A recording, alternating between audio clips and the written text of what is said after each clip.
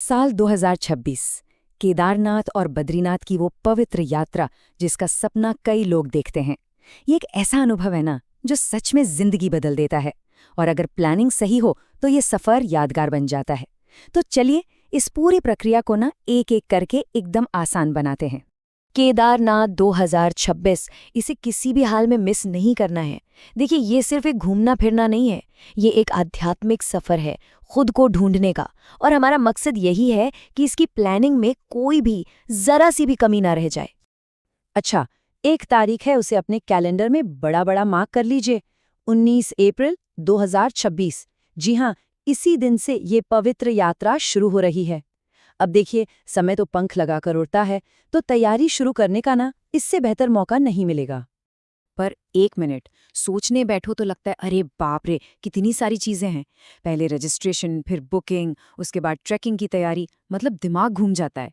तो सबसे बड़ा सवाल यही है कि भाई शुरू कहाँ से करें। कोई बात नहीं, कोई चिंता नहीं। हमने ना इस पूरी प्लानिंग को 5 एकदम सिंपल हिस्सों में बांट दिया है। हम एक एक करके बात करेंगे। पहले यात्रा की शुरुआत कैसे करनी है, फिर हेलीकॉप्टर टिकट कैसे बुक होगा, उसके बाद वो जो 16 किलोमीटर का मुश्किल ट्रैक है उसके लिए तैयार कैसे होना है, ठहरने का बजट क्या रहेगा, और आखिर में एक जरूरी चेकलिस्ट ताकि कुछ भी रह ना जाए। तो ठीक है, शुरू करते हैं सबसे पहले और सबसे जरूरी कदम से। आपकी 2026 की यात्रा की जो नींव है ना, वो एक डिजिटल स्टेप से रखी जाएगी। और वो क्या है? Official registration. तो अब सवाल उठता है कि ये 4 धाम रजिस्ट्रेशन आखिर है क्या चीज? देखिए, ये सरकार का एक ऑफिशियल रजिस्ट्रेशन है जो हर तीर्थयात्री के लिए जरूरी है, मतलब मैंडेटरी है। इसी से आपको एक यूनिक आईडी मिलती है, और ये आईडी समझ लीजिए हेलीकॉप्टर बुकिंग जैसी सभी जरूरी सेवाओं के लिए आपकी चाबी है। साफ साफ कहूं तो इसके बिना गाड़ी आगे नहीं बढ़ेगी। यहाँ एक बात पर ना खास ध्यान देना है। आपको सिर्फ और सिर्फ ऑफिशियल पोर्टल registration&touristcare.uk.gov.in इसी का इस्तेमाल करना है। इसको चाहे तो लिख लीजिए, क्योंकि यही वो इकलौती ऑफिशियल साइट है जहां से आपको अपनी असली रजिस्ट्रेशन आईडी मिलेगी। और एक चेतावनी, किसी भी दूसरी मिलती जुलती वेबसाइट से ना बिल्कुल बचकर रहिएगा। चलिए, रजिस्ट्रेशन तो हो गया। अब आता है अगला बड़ा पड़ाव, अपना हेलीकॉप्टर टिकट पक्का करना। तो देखते हैं कि ये काम बिना किसी झंझट के पूरे कॉन्फिडेंस के साथ कैसे करना है। प्रोसेस एकदम सीधा साधा है। स्टेप 1, 4 धाम रजिस्ट्रेशन पूरा कीजिए। स्टेप 2, अपनी यूनिक रजिस्ट्रेशन आईडी लीजिए। और स्टेप 3, उसी आईडी का इस्तेमाल करके सीधे IRCTC के हेली यात्रा पोर्टल पर अपनी बुकिंग कर डालिए। याद रखिएगा, ये तीनों स्टेप्स एक दूसरे से जुड़े हुए हैं, एक के बिना दूसरा नहीं होगा। मैं ये बात फिर से बोल रहा हूँ क्योंकि ये बहुत ही ज्यादा जरूरी है। हेलीकॉप्टर बुकिंग के लिए सिर्फ एक ही असली वेबसाइट है, heliyatra.irctc.co.in। किसी भी दूसरी साइट पर भरोसा करने का मतलब है सीधा सीधा धोखाधड़ी का शिकार होना। तो सावधान। अच्छा, अब जरा खर्चे की बात कर लें। अगर आप सिरसी से हेलीकॉप्टर लेते हैं तो आने जाने का अंदाज़ा करीब 6,086 रुपये का है, और अगर फाटा से लेते हैं तो ये करीब 9,680 रुपये पड़ेगा। तो इन आंकड़ों से ना अपना बजट बनाने में थोड़ी आसानी हो जाएगी। और एक सबसे ज़रूरी सलाह सुनिए, टिकट पलक झपकते ही बिक जाते हैं, इसलिए जैसे ही बुकिंग खुले 1 सेकंड भी बर्बाद किए बिना बुक कर लें। ये बात गांठ बांध लीजिए। जरा भी इंतजार किया तो ये सुनहरा मौका हाथ से निकल जाएगा। चलिए, अब जरा लैपटॉप और मोबाइल से नजर हटाकर बात करते हैं असली मेहनत की, मतलब शारीरिक तैयारी की। गौरीकुंड से केदारनाथ तक वो जो 16 किलोमीटर का जबरदस्त ट्रैक है ना, उससे फतह करने की।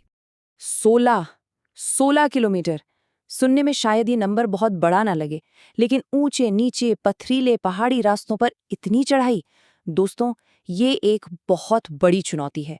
और इसके लिए तैयारी तो मतलब सबसे ज्यादा जरूरी है। तो फिर सवाल है, तैयारी करें कैसे? 3 जरूरी बातें बताता हूं।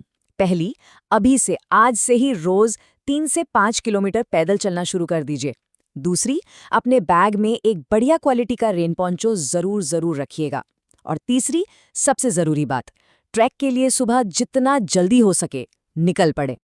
और हाँ, वो जो रेन पोंचो वाली बात कही ना मैंने, उसे मजाक में मत लीजिएगा, क्योंकि एक कहावत है वहां और वो 100% सच है। पहाड़ों का मौसम सेकंडों में बदल जाता है। कब खिले धूप की जगह काले बादल आ जाएं पता ही नहीं चलता, तो तैयारी पूरी होनी चाहिए। और एक बहुत बहुत ज़रूरी जानकारी, ट्रैकिंग के लिए ना शाम 5 बजे का कट ऑफ टाइम है। उसके बाद आपको आगे जाने की इजाज़त नहीं मिलेगी। इसीलिए सुबह जल्दी निकलना सिर्फ एक अच्छी सलाह नहीं है, ये आपकी अपनी सुरक्षा के लिए बनाया गया एक सख्त नियम है। ठीक है, अब आते हैं प्लानिंग के अगले ज़रूरी हिस्से पर, यानी रुकने की, ठहरने की व्यवस्था। चलिए देखते हैं कि बजट में रहते हुए एक अच्छी और सुविधाजनक जगह कैसे खोजी जा सकती है। अगर बजट में रहना है तो सबसे बढ़िया ऑप्शन है GMVN के टेंट या फिर पंजाब सिंध आवास जैसी धर्मशालाएं। और सबसे स्मार्ट तरीका क्या है? पहले से बुकिंग कर लीजिए, इससे पैसे भी बचेंगे और जगह भी पक्की हो जाएगी। और एक प्रो टिप देता हूँ, सोनप्रयाग में रुकने की कोशिश कीजिए, वहां से ट्रैक के लिए सुबह सुबह निकलना बहुत आसान हो जाता है।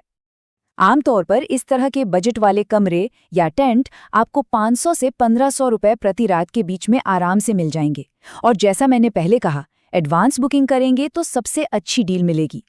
तो अब तक हमने सारी ज़रूरी बातें समझ ली हैं। तो चलिए एक फाइनल चेकलिस्ट के साथ ना सब कुछ फटाफट दोहरा लेते हैं, ताकि कोई भी ज़रूरी बात दिमाग से निकल ना जाए। एक सफल यात्रा के ना ये 4 मजबूत स्तंभ हैं, इन्हें याद रखिएगा। पहला, सबसे पहले सिर्फ उत्तराखंड सरकार के ऑफिशियल पोर्टल पर रजिस्टर करें। दूसरा, स्मार्ट बुकिंग करें, मतलब सिर्फ IRCTC की असली हेली यात्रा साइट का इस्तेमाल करें। तीसरा, अच्छी तैयारी करें, मतलब 16 किलोमीटर के ट्रैक के लिए ट्रेनिंग करें और मौसम के हिसाब से सामान पैक करें। और चौथा, सोनप्रयाग में एडवांस में ही बजट स्टे बुक कर लें। तो ठीक है, लॉजिस्टिक्स मतलब कहाँ क्या कैसे करना है, ये सब तो अब साफ हो गया। पर एक आखिरी और शायद सबसे गहरा सवाल अब भी बाकी है कि इस पवित्र रास्ते पर चलकर कोई अपने लिए क्या पाना चाहता है? कोई आध्यात्मिक शांति या शायद खुद से एक नई मुलाकात? क्योंकि आखिर में ये यात्रा सिर्फ एक मंजिल तक पहुंचना नहीं है, ये रास्ते में खुद को पा लेने का एक मौका भी है।